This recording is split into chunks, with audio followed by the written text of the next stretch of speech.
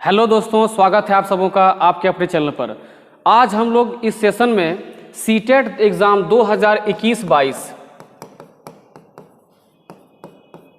में जो एग्ज़ाम हुआ था उसमें 12 जनवरी 2022 का जो एग्ज़ाम सीटिंग रहा था उसके जितने भी मैथ्स क्वेश्चन होंगे आज उन सभी क्वेश्चंस को हम आपके सामने सॉल्व करेंगे और आपको ये समझाएंगे और ये सिखाने का प्रयास होगा मेरा कि आपका जो कॉन्सेप्ट है वो किस तरह का होना चाहिए, आपका अप्रोच किस तरह का होना चाहिए। तो आइए हम लोग क्वेश्चन शुरू करते हैं। लेकिन दोस्तों उससे पहले एक छोटा सा रिक्वेस्ट है आपसे कि आप जब क्वेश्चन को आप देखेंगे तो पहले वीडियो को पॉज करेंगे, क्वेश्चन पहले आप सॉल्व करेंगे, उसके बाद ही आप मेरे उत्तर को चेक करेंगे। ठीक है दोस्तों, इसी प्रकार से आप आज पूरे सेशन को तैयार करेंगे और अंत में आप कमेंट करें कि आपका मार्क्स क्या रहा, क्योंकि आपका कमेंट देखने के बाद हमको पता चलता है कि हम जो आपको लगातार ये सीरीज करा रहे हैं प्रीवियस ईयर क्वेश्चंस का, उसका फायदा कितना आपको हो रहा है। आइए शुरू करते हैं आज का पहला सवाल। तो दोस्तों पहला सवाल जो आपका है ये मैथ का बहुत ही इंपॉर्टेंट चैप्टर जिसको बोलते हैं हम लोग नंबर सिस्टम। नंबर सिस्टम का एक सवाल है और नंबर सिस्टम में एक बहुत ही महत्वपूर्ण प्रमेय है जो कि आपके सीटेट के सिलेबस में डायरेक्ट छापा हुआ है कि नंबर सिस्टम में आपको शेषफल प्रमेय पढ़ना है। क्या नाम है उसका भाई, बताइए भाई। शेषफल प्रमेय, अंग्रेजी मीडियम वालों आप इसको कह सकते हैं रिमाइंडर थ्योरम। और शेषफल प्रमेय क्या होता है, तो देखिए शेषफल प्रमेय होता है कि भाज्य बराबर भाजक गुने भागफल और जोड़ शेष। ठीक दोस्तों, क्या होता है, भाज्य बराबर भागफल गुने भाजक जोड़ शेष। इसमें भाज्य किसे कहते हैं अंग्रेजी में, अंग्रेजी में भाज्य को कहते हैं डिविडेंट, भाजक को क्या बोलते हैं, उसको बोलते हैं डिविजर, भागफल को क्या बोलते हैं, कोसेंट, और शेषफल को क्या बोलते हैं, रिमाइंडर। आइए अब हम सवाल शुरू करते हैं। जो भी अंग्रेजी मीडियम वाले भी हैं हम प्रयास करेंगे कि हम कुछ अंग्रेजी वर्ड भी यूज करें ताकि आपको समझने में आसानी होगी।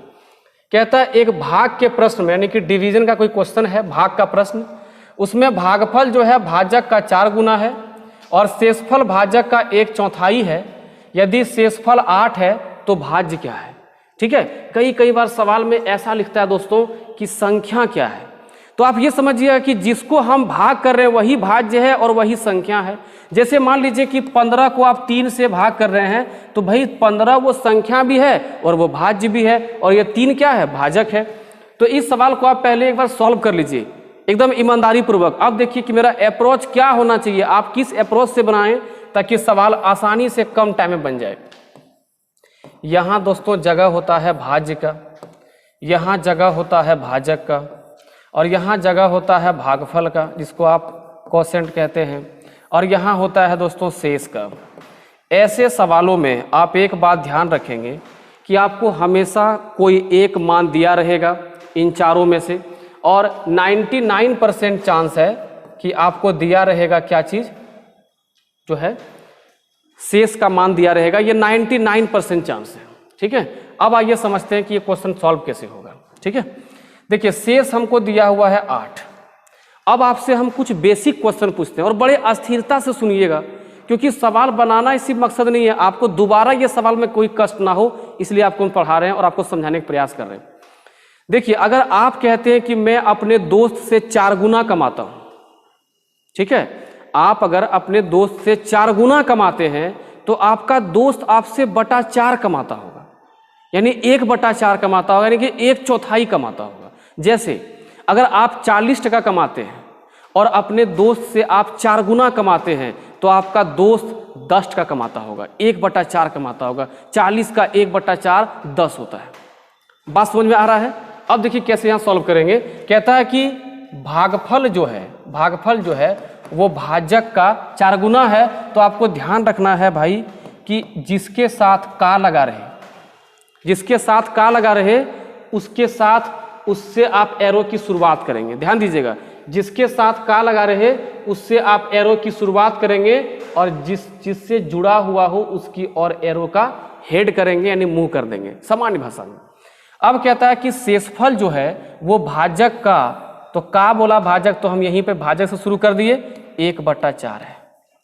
अब सोचिए कि भाजक का 1/4 है शेष, गौर समझिएगा, भाजक का 1/4 है शेष और वो 8 है। इसका मतलब कि शेषफल ये 4 गुना होगा, शेषफल से भाजक 4 गुना होगा। मान लीजिए आप किसी से कमाते हैं 1/2, तो वो आदमी आपसे डबल कमाता होगा भाई। 1/2 कितना हो गया? आधा। अगर आप आधा कमाते तो सामने वाला आपसे डबल कमाता है।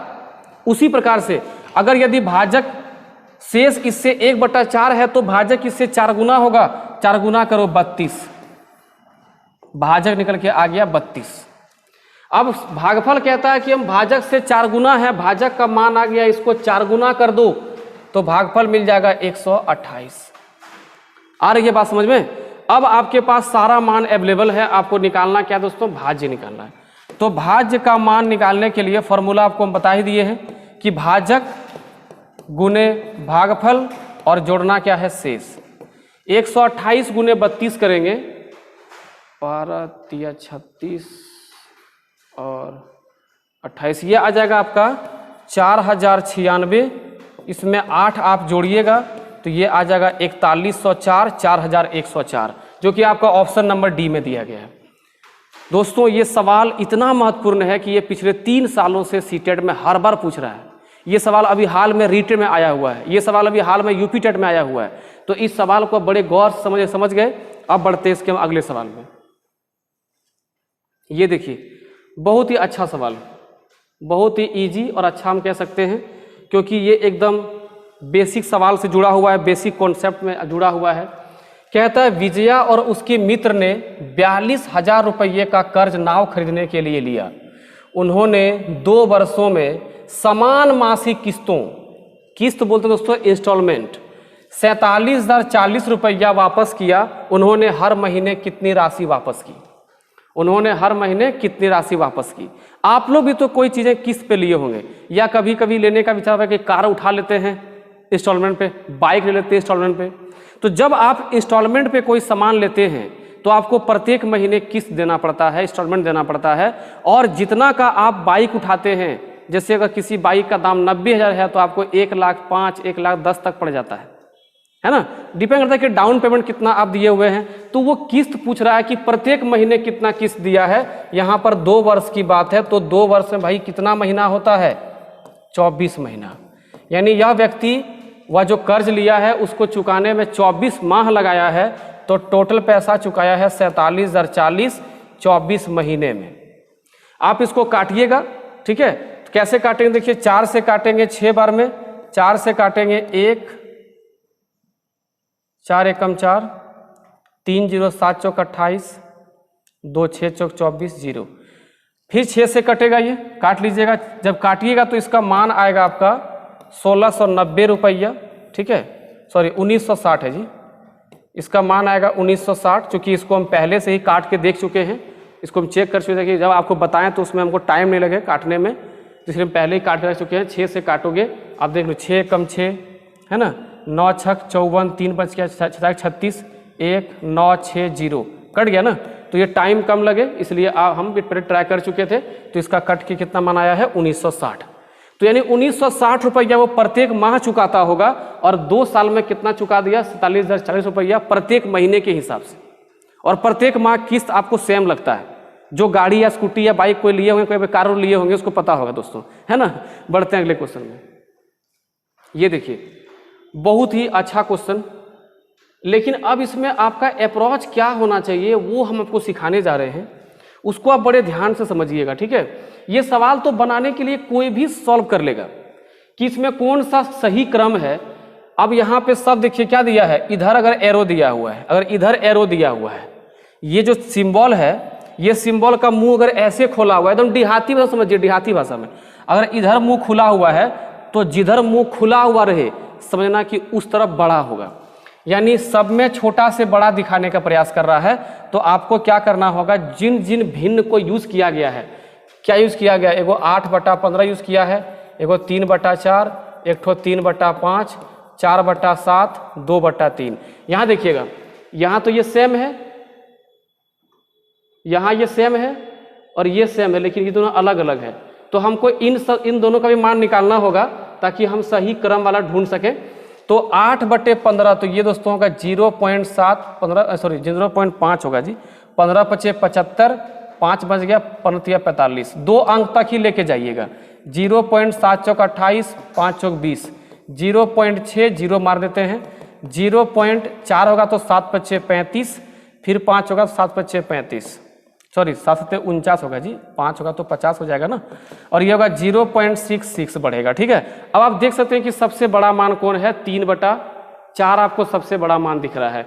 आप देखिए, ये गौर कीजिए कि क्या इनमें से किसी में भी अंतिम में 3/4 है, नहीं है, तो इसका रोल ही खत्म हो जाता है ना, क्योंकि 3/4 सबसे लास्ट में आना चाहिए, किसी में नहीं है तो उसको यूज ही नहीं किया है। तो 3/4 जहां जहां यूज हुआ है उसको आप काट दीजिए। और सबसे छोटा कौन है, 0.53 सबसे छोटा है, वो जहां से शुरुआत हुआ होगा वही आंसर होगा, क्योंकि इससे शुरू नहीं हुआ है, इसमें शुरू नहीं हुआ है, यही आपका आंसर है। तो आप अप्रोच समझ रहे कैसे बना रहे हैं, हम ऑप्शन को ही छांट दे रहे हैं। हमको ये नहीं देखना है कि इसके बाद कौन कौन आएगा, हमको ये देखना है कि 3/4 सबसे बड़ा है भाई, और 3/4 जो सबसे बड़ा है वो सबसे लास्ट में आना चाहिए। तो सबसे लास्ट में आना चाहिए, सबसे लास्ट में कहीं पर 3/4 है ही नहीं। ठीक है, और सबसे छोटा कौन है, 8/15, और 3/4 अगर कहीं बीच में था उसको हम काट दिए, क्योंकि 3/4 बीच में नहीं आ सकता, खत्म। अब जब ये खत्म हो गया तो शुरुआत होना चाहिए 18/15 से, वो केवल एक में ही है, ऑप्शन नंबर 2 में है। बात समझ में आ रही है आप लोग को? ठीक है, मजा आ रहा है दोस्तों? बढ़ते हुए सवाल की ओर देखिए, अगला सवाल कहता है, देखिए अगर थोड़ा आपको लाइट प्रॉब्लम कर रहा है ना, थोड़ा सा आज लाइट में दिक्कत हो गया है, तो थोड़ा सा लाइट कम कर लीजिएगा मोबाइल में, ताकि आपको आंख पे असर ना पड़े। ठीक है, आज के लिए माफी चाहेंगे, थोड़ा लाइट डिस्टर्बेंस हो गया है, तो जो है चमक रहा होगा थोड़ा सा आपको बोर्ड। कहता है कि एक घड़ी की 2 सुइयों द्वारा एक समकोण बनाया गया है। समकोण आप जान रहे हैं, समकोण होता है 90 डिग्री का कोण। निम्नलिखित में से कौन सा समय एक समकोण को प्रदर्शित करता है, यानी कि दर्शाता है, शो करता है? तो आप सबसे पहले एक घड़ी बनाएं, यहाँ 6 होता है, यहाँ 12 होता है, यहाँ 3 और यहाँ पे 9 होता है। अब आप देखिए कि इसमें कौन सा ऐसा टाइम है जो कि समकोण दिखा सकता है। तो समकोण बनाने का तरीका ये हुआ कि एक कांटा ऐसा तो ऐसा हो, या तो कांटा ऐसा हो, या तो कांटा ऐसा हो, या तो कांटा ऐसा हो। तो इस प्रकार से बनने का एक ही तरीका है कि या तो 9 बजता हो, देखिए यहाँ 9 और 12 9 बजता हो, 3 और 12 3 बजता हो, 3 और 6 3.5 बजता हो, तो 3.5 में ये कांटा थोड़ा और झुक जाएगा, है ना। तो इसलिए जो है मेन तौर पे जो चांस रहता है कि या तो 9 बजे, ठीक है, या तो ऐसा हो कि 3 बज रहा हो, तो देखिए यहाँ पे 90 कोण बनेगा। तो देखिए 3 इसमें ऑप्शन दिया है कि 3 बजे जो है 90 का कोण आपको बनता हुआ दिखेगा। आइए दोस्तों बढ़ते हैं अगले क्वेश्चन में। समझ में आपको आ रहा है? बहुत ही आसान क्वेश्चन भाई, ये देखिए ये आपके समाधान में क्वेश्चन है, बहुत ही अच्छा क्वेश्चन, बहुत ही सिंपल क्वेश्चन। कहता है कि 65,376, 91,091 और 35,550 के योग में क्या जोड़ा जाए कि परिणामी संख्या 2,49,37 प्राप्त हो जाए, है ना। तो इस क्वेश्चन में आप क्या अटेम्प्ट करेंगे, कैसे अटेम्प्ट करेंगे, उसको समझने के लिए आप एक बेसिक क्वेश्चन समझिए। जैसे आपको दिया रहा है कि 5, 3, 4 के योग में क्या जोड़ा जाए कि वह 16 बन जाए। ठीक है, 5, 3 और 4 के योग में क्या जोड़ा जाए कि 16 बन जाए। तो पहले आप ये चेक तो करो मेरे भाई कि इसका योग कितना आएगा। 5, 3, 8, 4, 12 योग आएगा। अब इसके योग में अगर हम 4 जोड़ते हैं तो कहां पहुंच जाएंगे, 16 पहुंच जाएंगे। तो ये छोटा मान था तो हम फट से बता दिए, लेकिन प्रोसेस क्या कहता है कि जोड़ने के बाद जो मान आए और जहां तक आपको जाना है उसमें से योग को मैंने इसलिए देखिए आपको 4 मिलेगा। तो यही प्रोसेस हम अप्लाई कर सकते हैं यहाँ पर ना, यही प्रोसेस यहाँ अप्लाई कर सकते हैं। तो क्या करेंगे, सबसे पहले इन सबको जोड़ते हैं।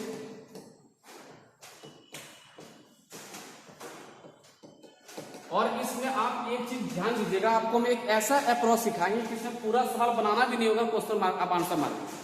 तो जोड़िए कितना होगा, 6, 1, 7, 9 और 5, 14, 14 और 7, 21, हाथ में 2, 5, 3, 8, 2, 10, हाथ में 1, 5, 5, 10, 1, 11 और 1 हाथ में 12, 9 और 6, 15 और 3, 18, 18 और 1, 19। ये आपका आ गया पूरा योग। तो ओके दोस्तों, ये पूरा क्या गया आपका योग आ गया। अब इस योग से कहां जाना है हमको इस योग से जाना भाई यहां तक जाना है। तो क्या करना होगा, 24, 96, 37 में 1, 92, 0, 1, 7 को माइनस करना है। अब इसमें क्या करेगा कि विद्यार्थी लोग पहले पूरा माइनस कर ही लेगा, पूरा माइनस आप कर लीजिएगा तब चेक कीजिएगा। नहीं, हम केवल लास्ट 2 का भी चेक कर सकते हैं कि 7 में 7 गया 0, 3 में 2 गया तो 3 में 1 गया 2, अंतिम में 20 केवल यहां दिखता है, ये मेरा आंसर होगा। कुछ तो टाइम सेव होगा भाई, कम से कम 1 2 3 4 अंक तक घटाओगे तो 4 सेकंड लगता ना, वो 4 सेकंड तो सेव हो गया। आपको एग्जाम में सेकंड बचाना होगा, है ना। आइए बढ़ते हैं अगले क्वेश्चन। दोस्तों अगला सवाल जो आपके सामने है ये बहुत ही बेसिक सा सब चीज आपसे पूछा है। अब सोचिए कि ये सब सवाल आपसे क्यों पूछ रहा है, इस तरह का सवाल सीटेट जैसे सेंट्रल एग्जाम में क्यों पूछ रहा है। तो एग्जामिनर ये देना चाहता है कि आपका अप्रोच और आपका बेसिक कैसा है, इसमें दोनों चीज चाहिए, अप्रोच भी चाहिए और बेसिक भी चाहिए। ये सवाल लगभग हर व्यक्ति बनाएगा, लगभग हर व्यक्ति बनाएगा, लेकिन कैसे बनाएगा वो देखना जरूरी है ना। अब देखिए क्या कीजिए कि जब भी आपको किसी संख्या को गिनती करना पड़े या उसको आपको क्या करना पड़े कि शब्दों में लिखना पड़े, सबसे पहले 3 के बाद काट दीजिएगा। सबसे पहला काम पीछे से 3 के बाद काटना, आगे से दोस्तों नहीं, पीछे से 3 के बाद काट दिए। उसके बाद हमेशा 2 पे कटता है, ठीक है, हमेशा 2 पे कटता है। तो जब 3 हम काट दिए तो हर कोई जानता है कि 3 मैंने सैकड़ा, ये आसान चीज है ना। 3 सैकड़ा हो गया 1000, 10,000, लाख, यानी यह जो संख्या देखिए वो लाख वाला होना चाहिए। तो देखिए लाख वाला कहां पर होना चाहिए, कौन लाख है ये, एगो लाख में आया ना, लाख में 1 तो आने पर होता है 2 लाख होगा, ये 2 ठो आता तो तब 22 लाख होता है। तो 2 लाख से शुरू 1 ही हुआ है, ऑप्शन नंबर 3 हमारा आंसर। जब इस तरह से अप्रोच से बनाएगा ना एग्जाम में आपका काफी स्पीड रहेगा, आप बड़ी स्पीड से क्वेश्चन सॉल्व कर पाएंगे। आइए अगले क्वेश्चन को देखते हैं।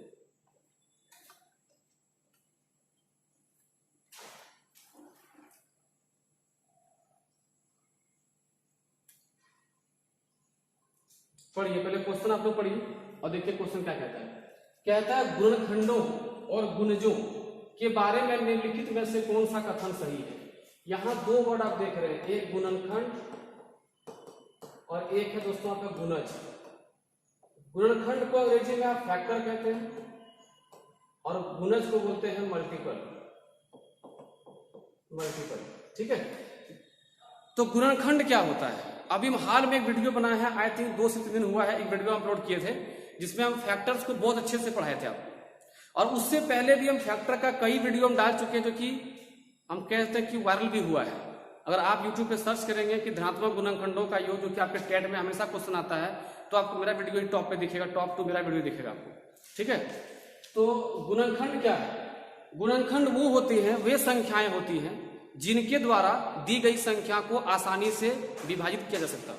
जैसे अगर हमको दिया गया है 12, तो 12 कटेगा 1 से कटेगा, 2 से कटेगा, 3 से कटेगा, 4 से कटेगा, 6 से कटेगा, खुद 12 से कटेगा।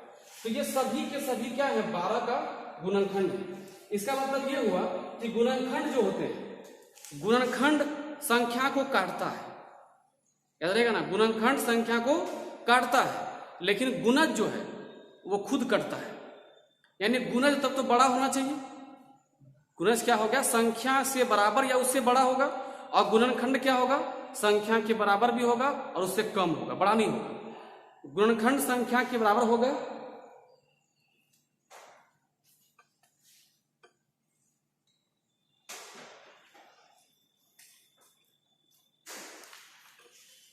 तो दोस्तों गुणनखंड जो होगा वो संख्या के बराबर भी होगा और उससे कम भी होगा। देखिए जैसे 12 का गुणनखंड दिखाते हैं 1 2 3 4 6 और 12। देखिए गुणनखंड संख्या के बराबर भी है, उससे छोटा भी है। लेकिन मल्टीपल की बात करें, अगर हम गुणज की बात करें तो 12 गुणज होगा 12 24 36 48, ठीक है। तो गुणज को सिंपल समझिए कि किसी भी संख्या का गुणज उसका पहाड़ा होता है ना, उसका पहाड़ा होता है। पहाड़ा पढ़ दो, गुणज खत्म हो गया, साफ में गुणज हो गया। अब इसको यहाँ पढ़िए, आप लोग उत्तर आंसर दे सकते हैं। 11 100 का गुणनखंड है। क्या 100 को कभी 11 काट सकती है? कभी नहीं काट सकती है, आपका आंसर नहीं होगा। 48 3 का गुणज है, यानी कि 3 से 48 कटना चाहिए, और गुणज हमेशा बराबर या बड़ा होता है। देखिए 48 3 से बड़ा भी है, तो 48 3 का गुणज होगा। अगर 3 का पहाड़ा पढ़ोगे तो 16 12 मिलेगा 48, 3 16 48, यानी यही इसका आंसर होगा, सही आंसर होगा। बात समझ में आ रहा है? बाकी भी चेक कर लेते हैं। 11 110 का गुणज है, गलत। 11 110 का गुणनखंड है, जबकि 110 11 का गुणज है। यानी 11 के पहाड़ा में 110 आएगा तो क्या हो गया? गुणज। लेकिन 11 से 110 कटेगा तो 11 क्या हो गया? गुणनखंड, फैक्टर हो गया। अगर इसमें कोई भी कंफ्यूजन रहता है दोस्तों, आपको हम वीडियो का लिंक डाल देंगे डिस्क्रिप्शन में, आप बढ़िया से देख लीजिएगा, उसको अच्छा उतार लीजिएगा, कभी दिक्कत नहीं होगी आपको। आइए बढ़ते हैं अगले क्वेश्चन में। देखिए अब ये सवाल आपके सामने है। अब इतना छोटा सा क्वेश्चन क्यों पूछा गया होगा, इस सवाल को पूछने का मकसद क्या होगा वो समझिए पहले, ठीक है? आप सिर्फ सेट जब बनाए तो खाली क्वेश्चन देखो मत कि कौन सा क्वेश्चन पूछा, उसका मकसद क्या है, हमको वो एग्जाम में क्या सिखाना चाहते हैं। जब ये सवाल आपके सामने मेन तौर पे आता है तो क्या करते हैं? क्वेश्चन पढ़ते हैं, निम्न में से कौन सी संख्या है पूर्ण घन, बस इतना पढ़ के गदगद खुश हो गए। क्यों भाई? तो हम पूर्ण घन पढ़वे किए, पूरा मन में एकदम डांस होने लगा कि हम तो पूर्ण घन पढ़े हुए, मजा आ गया। सट से मार दिया 216, तो घन घन ही है, फट से मार दिए 216 इसका आंसर भी घन है। आप पूरा क्वेश्चन पढ़ो भाई कि वहां पूरा कौन घन नहीं है, कौन सा पूर्ण घन नहीं है, और आप क्या करते हैं? हड़बड़ी में उत्तर मार लेते हैं, घर आते हैं बोलते हैं ओह अफसोस यार हमसे गलती हो गया, बहुत ही आसान क्वेश्चन गलती करेंगे। क्यों भाई? वहां हड़बड़ी क्या था? वहां कोई ट्रेन तो नहीं छूट रही है ना? तो वहां क्या करेंगे? पूरा क्वेश्चन आप पढ़ेंगे, पूरा क्वेश्चन, हड़बड़ाहट नहीं, और देखेंगे कि कौन सा पूर्ण घन नहीं है। तो आप यहाँ पाएंगे कि ये भी पूर्ण घन है, ये भी पूर्ण घन है, ये भी पूर्ण घन है, ये 6 का घन है, ये 8 का घन है, ये 9 का घन है, लेकिन 666 किसी का भी घन नहीं होता है, किसी का भी घन नहीं होता है। ठीक है? तो आपको एक हम होमवर्क बता रहे हैं, या एक आपके लिए एक आइडिया बता रहे हैं, उसको कर लीजिएगा कि आपको 15 तक क्यूब याद रखना है। सभी स्टूडेंट्स को, जो भी आप लोग देख रहे हैं वीडियो को, सभी को बता रहे हैं कि आपको 15 तक घन याद करना है, और स्क्वायर याद करने काम नहीं है। स्क्वायर में हम एक बेहतरीन ट्रिक ऐसा बनाए हुए हैं कि दुनिया का कोई भी संख्या, दुनिया का कोई भी स्क्वायर रहे, आप उसका वर्गमूल सेकंड में निकाल सकते हैं, या किसी भी संख्या को स्क्वायर पहचानना बड़े आसान से लगा सकते हैं। दोनों का लिंक हम डाल देंगे वीडियो में, आप उसको भी देख लीजिएगा, समस्या सॉल्व हो जाएगा। आइए बढ़ते हैं अगले सवाल में। ये देखिए, ये सवाल तो एक भाई रहता ही है, ये एक सवाल रहता है हमेशा, ये मार्केटिंग वाला सवाल, या फिर ये आई थिंक जो वैल्यू का बारंबारता वाला क्वेश्चन ऐसे ही रहता है।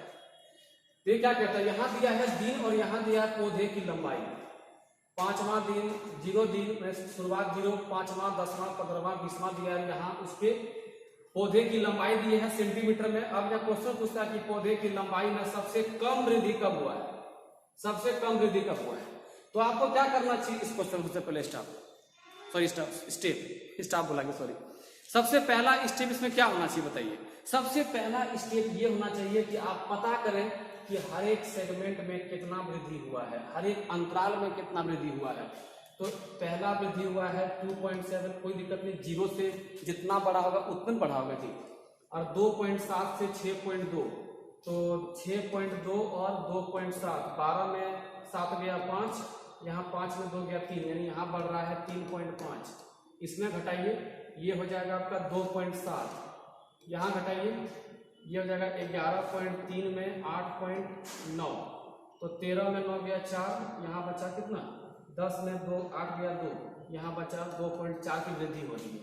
तो अब आप आराम से देख सकते हैं कि कहाँ पर कम वृद्धि हो रहा है। तो सबसे कम वृद्धि हो रहा भाई कहाँ से? 15वां से 20वां के बीच में। तो सबसे कम वृद्धि कहाँ होगी? 15वां से 20वां के बीच में। ऑप्शन नंबर 3 आपका उत्तर हो जाएगा। ठीक है? आ रहा मजा समझने में? ठीक है? थोड़ा सा लाइट डिस्टर्ब होगा दोस्तों, उसके लिए माफी चाहेंगे। आज थोड़ा सा गड़बड़ा गया कैमरा का, थोड़ा कैमरा ही पगला गया मेरा। ठीक है? पता नहीं क्या हो रहा है कि सेट ही नहीं हो रहा है। आप देख रहे हैं कि हम पहले आधे घंटे से ट्राई कर रहे थे, हम 9 बजे से ट्राई कर रहे थे, लेकिन कैमरा सेट नहीं हो रहा था।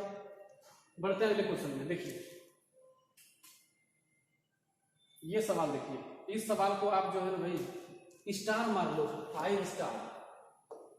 अब 5 स्टार क्यों मरवा रहे हैं, ये भी इसके पीछे कारण है।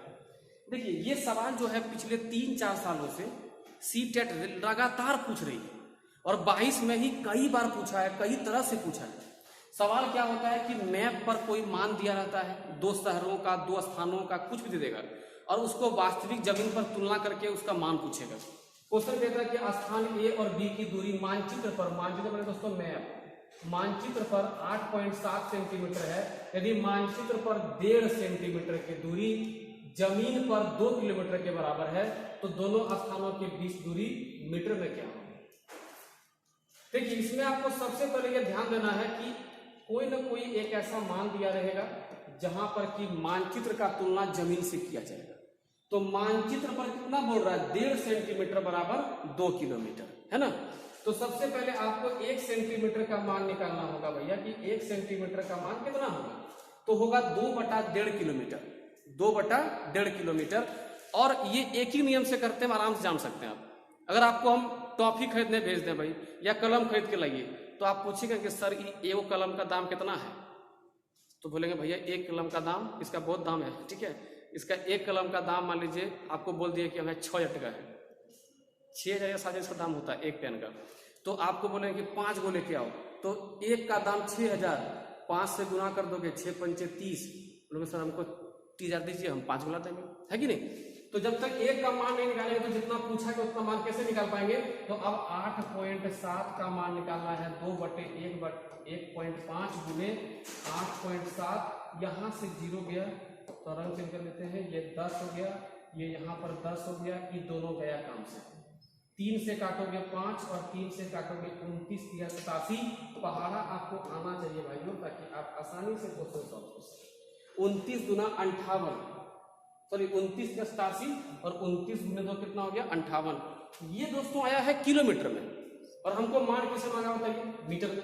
तो मीटर में चेंज करने के लिए 1000 से गुना कर दो, कोई समस्या नहीं है, 1000 से गुना कर दिए, 5 से काटेंगे 200, 58 दूनी 116 और 00।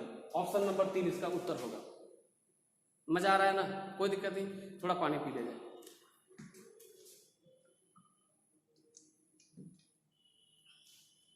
आइए शुरू करते हैं अगला क्वेश्चन।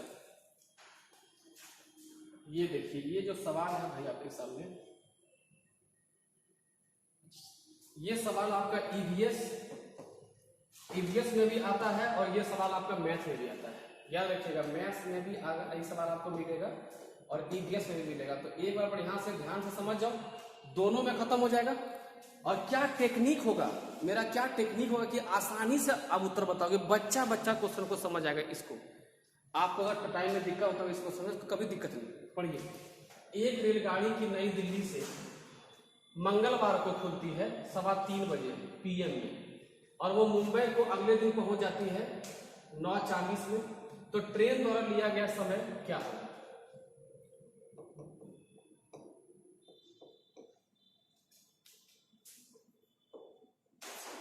यहाँ है 9:40 AM, यहाँ है मंगल।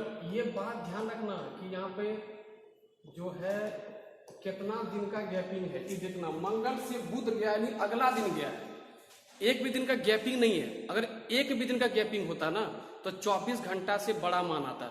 देखिए आपका कैसा मान है, सब 12 घंटा से प्लस है ना, एक दिन में खाली चेंजिंग होना। मंगल से बुध का हो जाना, तो चांसेस है कि 12 घंटा से ऊपर रहा होगा तभी चेंज होगा, है कि नहीं।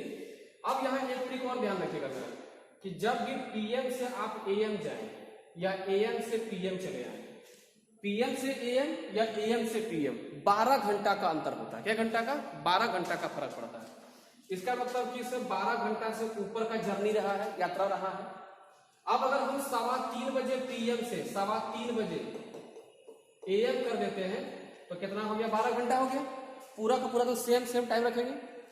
अब ये बजाना कितना हमको 9, यहाँ बजा कितना 3 से 9 तक जाएंगे तो 6 घंटा और लगेगा। तो यहाँ कितना बज जाएगा, 9:15। एकदम स्टेप बाय स्टेप, बच्चा जैसा, कोई दिक्कत नहीं है। 9:15 हो गया ना, हमको चाहिए 9:40। कितना मिनट और चाहिए, 25 मिनट और चाहिए। तो दोस्तों ये हो गया 18 घंटा 25 मिनट। ऑप्शन नंबर 3 में दिया गया है। क्वेश्चन समाप्त। पढ़ने मजा आ रहा है आपको। आइए बढ़ते अगला क्वेश्चन।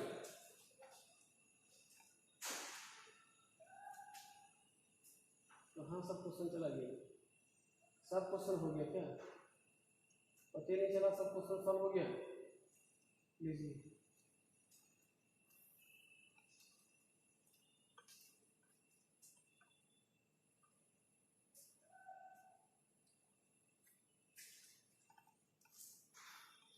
तो दोस्तों आज का सेशन कैसा लगा आपको, आप कमेंट करिए और बताइए कि आपको कितना फायदा हुआ, और अपने दोस्तों को शेयर कीजिए। अगर आपको अच्छा लगता है तो उसको तो जरूर शेयर करिए, क्योंकि आपका लाइक, कमेंट और शेयर यही हमारे लिए एक तरह से मोटिवेशन है। फी तो नहीं बोलेंगे, क्योंकि हम तो यूट्यूब पे कभी फी लेंगे नहीं, इसका हम प्रॉमिस किए हुए कभी फी भी नहीं पढ़ाएंगे, हमेशा आपको ऐसे ही पढ़ाएंगे, ऐसे ही आपको सपोर्ट करेंगे, पढ़ाएंगे कैसे, आपको सपोर्ट करेंगे।